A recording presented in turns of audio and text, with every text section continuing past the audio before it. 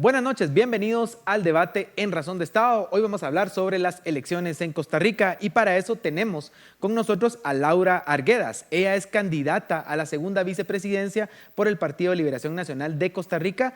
Además es politóloga y docente investigadora de la Universidad Estatal a Distancia, graduada de la Universidad de Costa Rica, máster en Derechos Humanos de la Universidad Estatal a Distancia y doctoranda en Educación por la Universidad La Salle.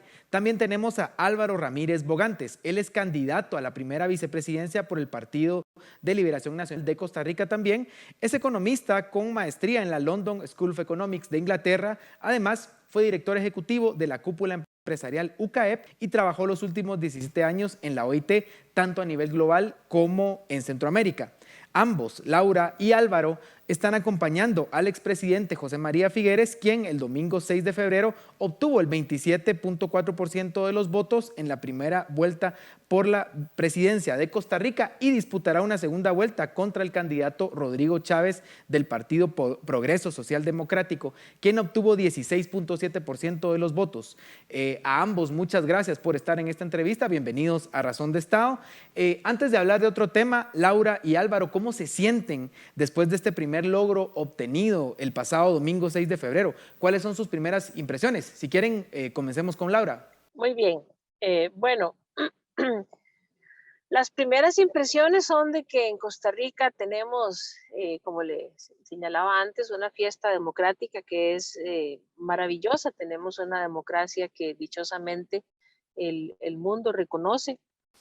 Acá ir a votar es una garantía de que por ahí de las 8 de la noche va a haber un corte y a las 10 de la noche va a haber otro, y lo que va sucediendo en los cortes, por ejemplo, del Tribunal de Elecciones que nos va dando, sabemos que es el mensaje cierto que va dando la ciudadanía costarricense, porque aquí no tememos que las urnas electorales nos digan que dijeron algo que no fue. Aquí tenemos esa certeza y esa institucionalidad robusta. Y bueno, una vez que ganamos esta primera ronda por un porcentaje que es bastante amplio, son más de 190,000 votos la diferencia con el contendor que viene atrás, eh, eso da una ventaja valiosa y también una enorme responsabilidad para no, como decimos acá en Costa Rica, para no aflojar, para no confiarse, para redoblar esfuerzos en los cuales estamos.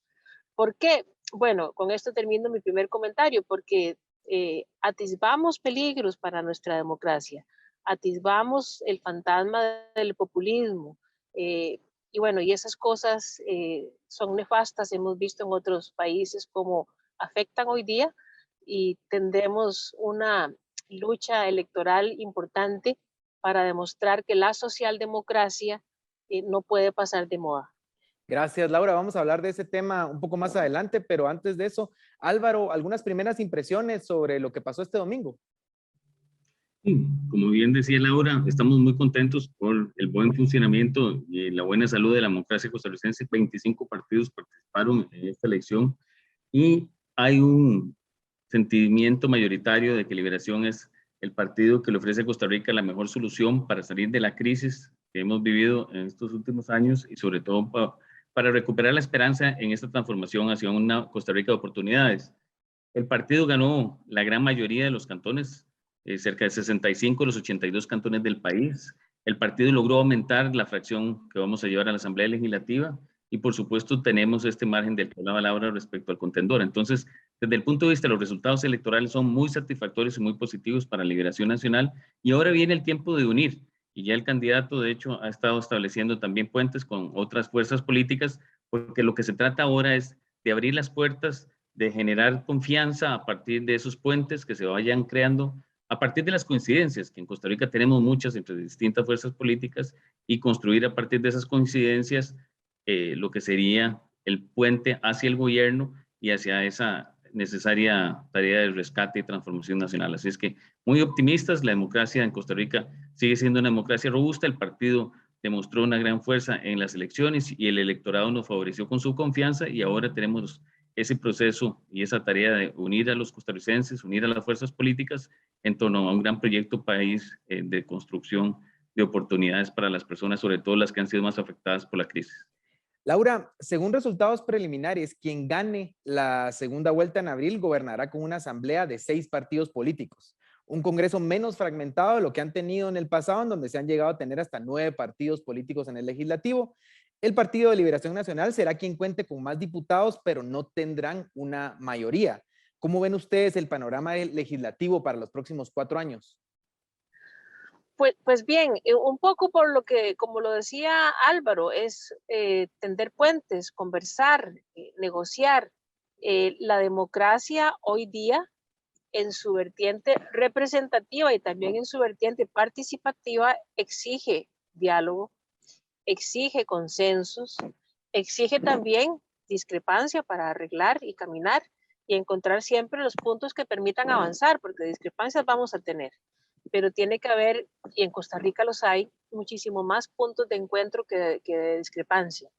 Entonces, en una asamblea legislativa fragmentada, pero no mucho, eh, habrá que negociar, habrá que anteponer los intereses del país, sin duda, y claro, la idea que tenemos, esos 25 partidos, por ejemplo, que se matricularon para participar en el proceso electoral, y estas fracciones legislativas que quedaron, que son 6, el interés es uno, ayudarle al país, rescatar a Costa Rica, y ahí hay puntos de encuentro importantes. Ahora, no podemos soslayar, además, que las democracias robustas del mundo, muchas de ellas semipresidencialistas o bien parlamentarias o presidencialistas, tienen por mandato la negociación parlamentaria. Es la única forma de alcanzar acuerdos. Ya aquella visión de suma cero ya no es viable en una democracia robusta, y nosotros tenemos una democracia robusta. Gracias.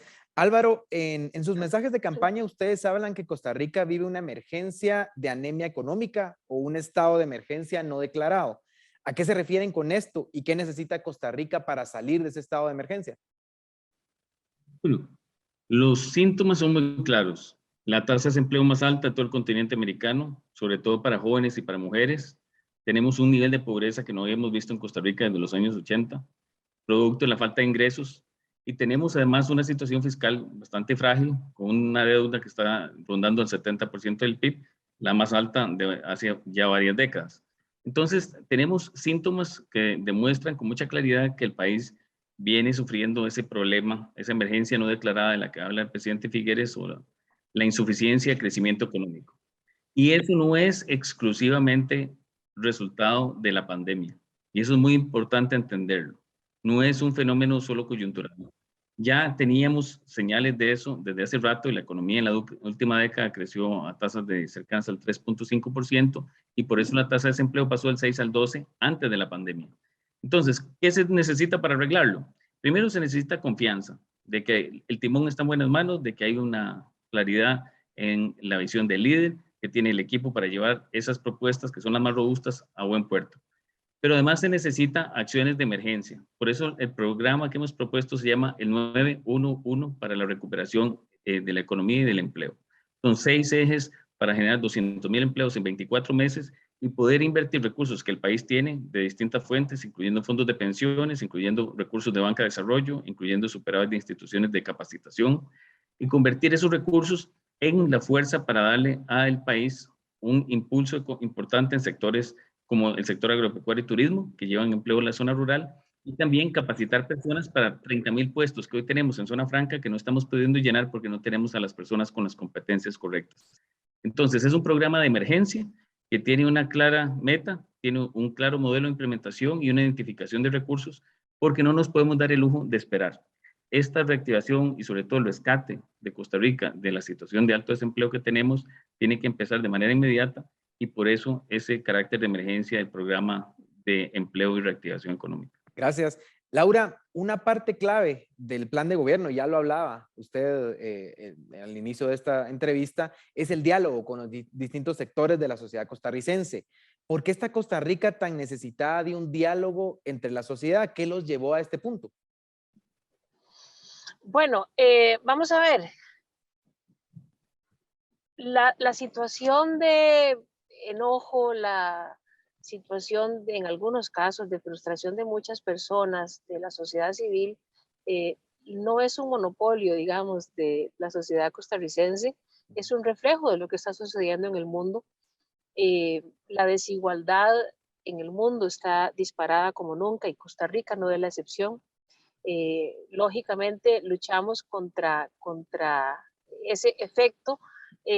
Nosotros hemos tenido por muchos años un Estado social de derecho valioso, fuerte, y que ha propiciado una clase media robusta, que eso ha caracterizado mucho a la sociedad costarricense. Esa clase media ha venido en detrimento, las personas están perdiendo poder adquisitivo, tenemos problemas de empleo, tenemos problemas de desigualdad enormes. eh, no necesariamente los liderazgos políticos en los últimos años han generado diálogo. eh, en mi opinión, han cerrado más bien las puertas para el diálogo y la concordia. Ha habido una actitud más bien de no escuchar y a lo mejor de un poco de intransigencia, y eso hace que las personas se molesten porque la gente quiere ser escuchada y en una democracia hay que escuchar.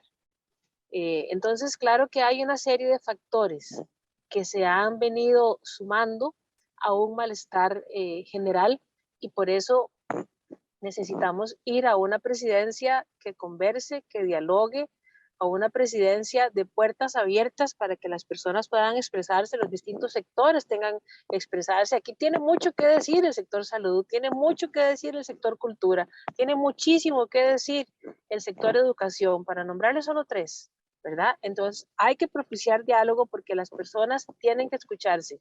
Vivimos en democracia y la democracia implica diálogo entre las partes. Álvaro, veo que empleo y medio ambiente son dos temas claves del plan de gobierno que están presentando ustedes. ¿Cuáles son las propuestas en esa línea? ¿Qué hay de novedoso en la propuesta que ustedes están presentando ahora al pueblo costarricense?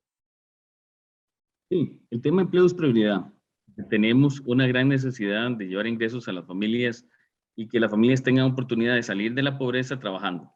¿Qué se necesita para que haya empleo? Hay este programa que le comentaba antes, el 911, 6 ejes, incluyendo viviendas, reactivación de viviendas, 160,000 viviendas, impulso a turismo y agropecuario que lleva empleo a zona rural, oportunidades para las 30,000 empleos disponibles, preparando a las personas con las competencias para la nueva economía, conectividad, para que podamos usar las autopistas digitales y conectarnos a empleos afuera de Costa Rica, trabajando desde Costa Rica, y un bono también para personas que están, sobre todo mujeres que están en situación de desempleo, para mejorar su perfil de empleabilidad y durante el periodo de formación, haciendo labores comunales, generar ingresos. Ese es un programa, 200,000 empleos, 2 años, 2,000 millones de dólares. Tenemos otro programa que se llama Juventudes sin Fronteras, que está específicamente enfocado en mejorar las opciones que tiene la gente joven para aprender, para emprender y para trabajar, y llevar el gobierno al celular. Que cada persona joven en Costa Rica en su celular pueda acceder a los servicios que el Estado le ofrece en esos 3 campos.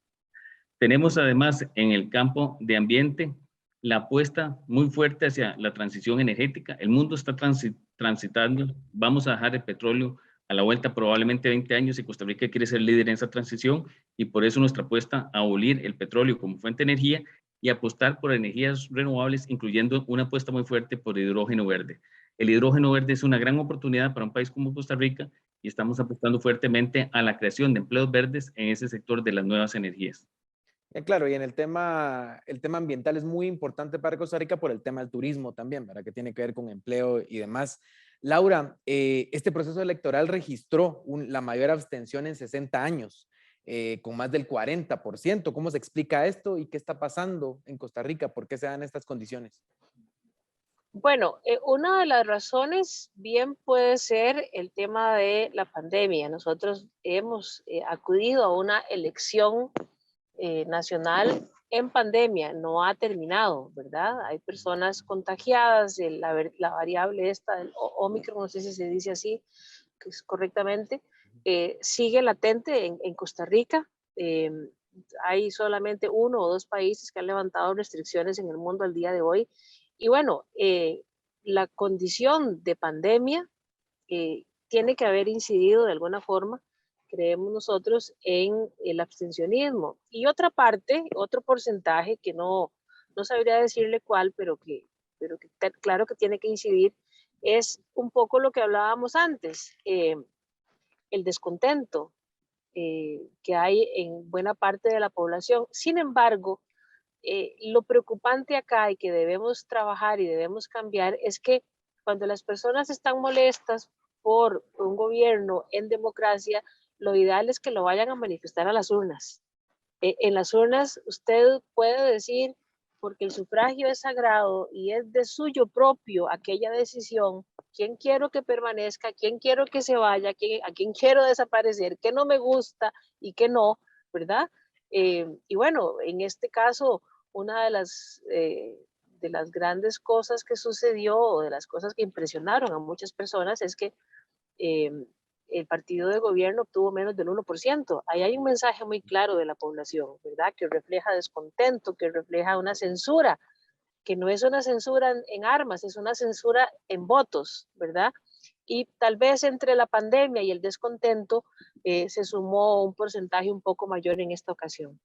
Nos quedan solo 2 minutos, así que les pediría brevedad en las próximas 2 preguntas. Álvaro, ¿cuáles son los temas que ocuparán el debate político en estos meses que quedan para la segunda vuelta? ¿Cuáles son los puntos diferenciadores de la propuesta política que ustedes están presentando contra la de Rodrigo Chávez y su equipo? Bueno, el tema empleo definitivamente es una de las cosas fundamentales y cómo reactivar la economía, cómo recuperar una sociedad de oportunidades para todas las personas sin dejar a nadie atrás. Esa es la oferta de liberación nacional. Es una ruta no solo de rescate inmediato, sino de transición hacia una economía del bien vivir, que es lo que hemos estado prometiendo a la sociedad costarricense y ofreciendo soluciones y rutas concretas para eso. Pero hay una cosa muy importante, hay dos diferencias muy grandes. Una, el liderazgo de José María Figueres, su capacidad ya en gobierno, él es el único que ha sido presidente de Costa Rica, y segundo, el equipo. A diferencia del otro partido, el otro partido tiene un plan de gobierno muy débil y no tiene equipo. En nuestro hemos presentado el plan más robusto, con las propuestas más claras, pero además hemos estado presentando equipos al electorado, el equipo económico, el de ambiente, el de salud, etcétera. Nosotros no estamos apostando solo a la figura muy importante del líder, sino también a los equipos que lo van a acompañar para llevar esas propuestas a la realidad. Laura, esta pregunta es compleja, a lo mejor para responderla rápido, pero pido un esfuerzo ahí enorme, perdón. Costa Rica ha sido por años una de las democracias más estables de la región. Sin embargo, viendo los problemas que están surgiendo en otros países latinoamericanos, en donde el populismo, el autoritarismo y las propuestas extremistas siguen tomando fuerza, ¿cree que la situación actual del vecindario podría afectar eventualmente a Costa Rica? ¿Qué podrían hacer ustedes para evitarlo? Claro, claro que puede afectar, porque el mundo es globalizado y sí puede afectar. Los peligros de la democracia siempre existen. En este caso, nos han habitado por años las amenazas del populismo, del autoritarismo, del fundamentalismo en muchísimos casos, ¿verdad? Y claro que eso puede incidir. ¿Cómo trabajar ahora para enfrentar esta amenaza? Pues bueno, un poco lo que decía Álvaro, revisar los programas de gobierno. Aquí tenemos una institución muy legítima que los ha analizado todos y dice que el nuestro tiene las mejores propuestas robustas, el del otro candidato no las tiene, no hay equipos, hay un discurso que no tiene promesa democrática cumplible. Es que la promesa democrática no es solamente aquello que suene lindo y que le ayude a quitarse la cólera a la gente que está contra el sistema. Implica muchísimo más, tiene que haber muchísimo más cuidado. Nosotros tenemos un candidato responsable que ha hecho una promesa democrática que sea cumplible, porque si no vamos a seguir nosotros de alguna manera perpetuando la desconfianza que genera la promesa democrática que no se cumple.